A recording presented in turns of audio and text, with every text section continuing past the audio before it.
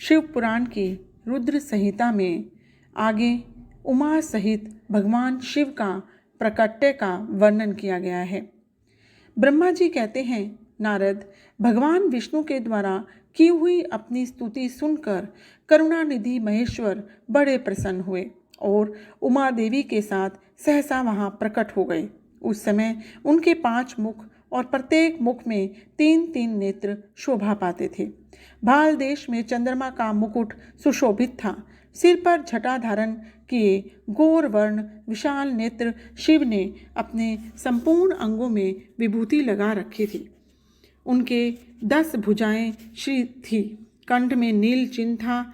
उनके श्री अंग समस्त आभूषणों से विभूषित थे।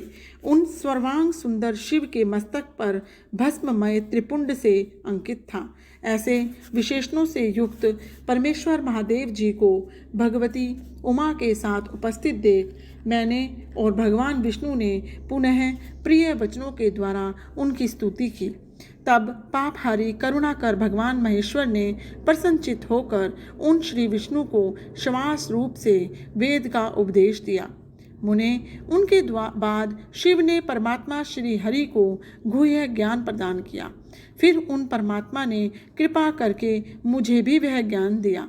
वेद का ज्ञान प्राप्त करके कृतार्थ हुए भगवान विष्णु ने मेरे साथ हाथ जोड़कर महेश्वर को नमस्कार करके पुनः उनसे पूजन की विधि बताने तथा सदुपदेश देने के लिए प्रार्थना की। ब्रह्मा जी कहते हैं, मुने, श्री हरि की यह बात सुनकर अत्यंत प्रसन्न हुए कृपा निधान भगवान शिव ने प्रीतिपूर्वक यह बात कही। श्री शिव बोले, सुरश्रेष्ठ गण, मैं तुम दोनों की भक्ति से निश्चय ही बहुत प्रसन्न हूँ। तुम लोग मुझ महादेव की ओर देखो और इस समय तुम्हें मेरा स्वरूप जैसा दिखाई देता है वैसे ही रूप का प्रयत्नपूर्वक पूजन चिंतन करना चाहिए। तुम दोनों महाबली हो और मेरी स्वरूप भूता प्रकृति से प्रकट हुए हो। मुझ सर्वेश्वर के दाएं बाएं अंगों से तुम्हारा आविर्भाव हुआ है। ये लोक पितामह ब्रह्मा मेरे दाहिने पार्श्व से उत्पन्न हुए हैं और तुम विष्णु मुझ परमात्मा के वाम पार्श्व से प्रकट हुए हो। मैं तुम दोनों पर भली भांति प्रसन्न हूँ और तुम्हें मनोवांछित फल देता हूँ। मेरी आज्ञा से तुम दोनों की मुझ में सुदृढ़ भक्ति हो। ब्रह्मण, तुम मेरी आज्ञा का पालन करते हुए जगत की सृष्टि करो और वत्स विष्णु, तुम इस चराचर जगत का पालन करते रहो। हम दोनों में ऐसा कहकर भगवान शंकर ने हमें पूजा की उत्तम विधि प्रदान की, जिसके अनुसार पूजित होने पर वे पूजक को अनेक प्रकार के फल देते हैं। शंभु की उपयुक्त बात सुनकर मेरे सहित श्री हरि ने महेश्वर को हाथ जोड़कर प्रणाम करके कहा। भगवान विष्णु बोले, प्रभु, यदि हमारे प्रति आपके हृदय में प्रीति उत्पन्न हो गई है तो यदि आप हमें वर देना आवश्यक समझते हैं तो हम यही वर मांगते हैं कि आप में हम दोनों की सदा अनन्य एवं अविचल भक्ति बनी रहे। ब्रह्मा जी मुनि श्री हरि की यह बात सुनकर भगवान हर ने पुनः मस्तक झुकाकर प्रणाम करके हाथ जोड़े खड़े हुए उन नारायण देव से स्वयं कहा। श्री महेश्वर बोले, मैं सृष्टि पालन और संहार का करता हूँ, सगुण और निर्गुण हूँ और सच्चिदानंद स्वरूप निर्विकार पर ब्रह्म परमात्मा हूँ। विष्णु सृष्टि रक्षा और प्रलय रूप गुणों अथवा कार्यों के भेद से मैं ही ब्रह्मा विष्णु और रुद्र नाम धारण करके 3 स्वरूपों में विभक्त हुआ हूँ।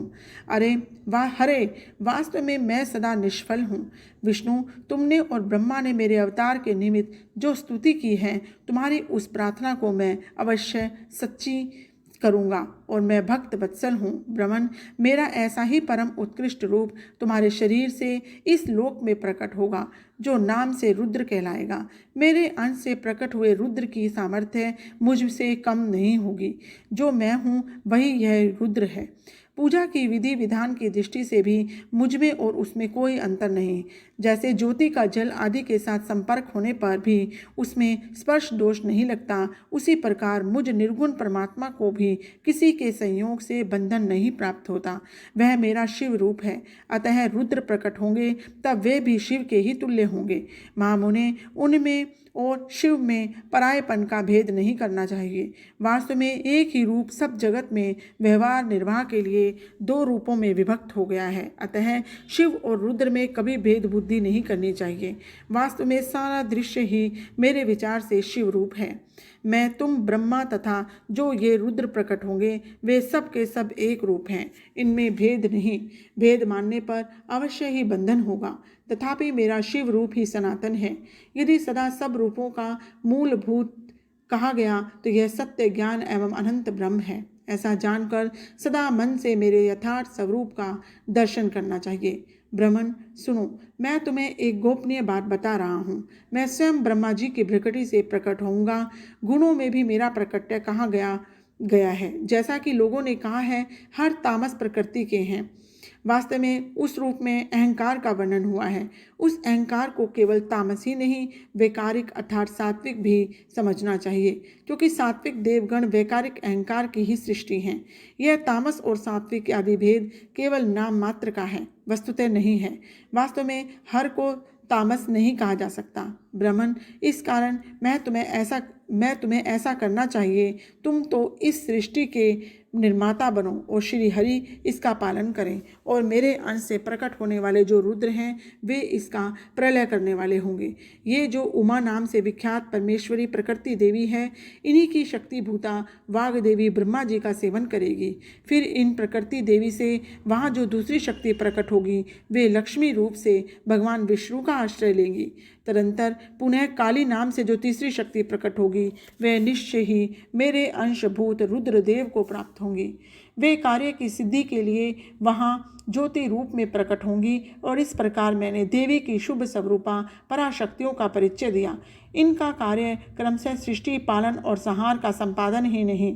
सूरश्रेष्ठ ने ये सबकी सब मेरी प्रिया प्रकृति देवी की अंशभूता हैं। हरे, तुम लक्ष्मी का सहारा लेकर कार्य करो। ब्राह्मण, तुम प्रकृति के अंशभूता वाग देवी का पाकर मेरी आज्ञा अनुसार मन से सृष्टि कार्य का संचालन करना चाहिए।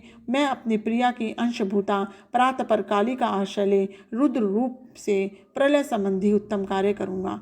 तुम सब लोग अवश्य ही संपूर्ण आश्रमों तथा उनमें भिन्न अन्य विविध कार्यों द्वारा 4 वर्णों से भरे हुए लोक की सृष्टि एवं रक्षा आदि करके सुख पाओगे। हरे, तुम ज्ञान विज्ञान से संपन्न तथा संपूर्ण लोगों के हितैषी हो। अतः अब मेरी आज्ञा पाकर जगत में सब लोगों के लिए मुक्तिदाता बनो। मेरा दर्शन होने पर जो फल प्राप्त होता है वही तुम्हारा दर्शन होने पर भी प्राप्त होगा। मेरी यह बात सत्य है, इसमें संशय के लिए कोई स्थान नहीं है। मेरे हृदय में विष्णु है और विष्णु के हृदय में मैं हूँ। जो इन दोनों में अंतर नहीं समझता वही मुझे विशेष प्रिय है।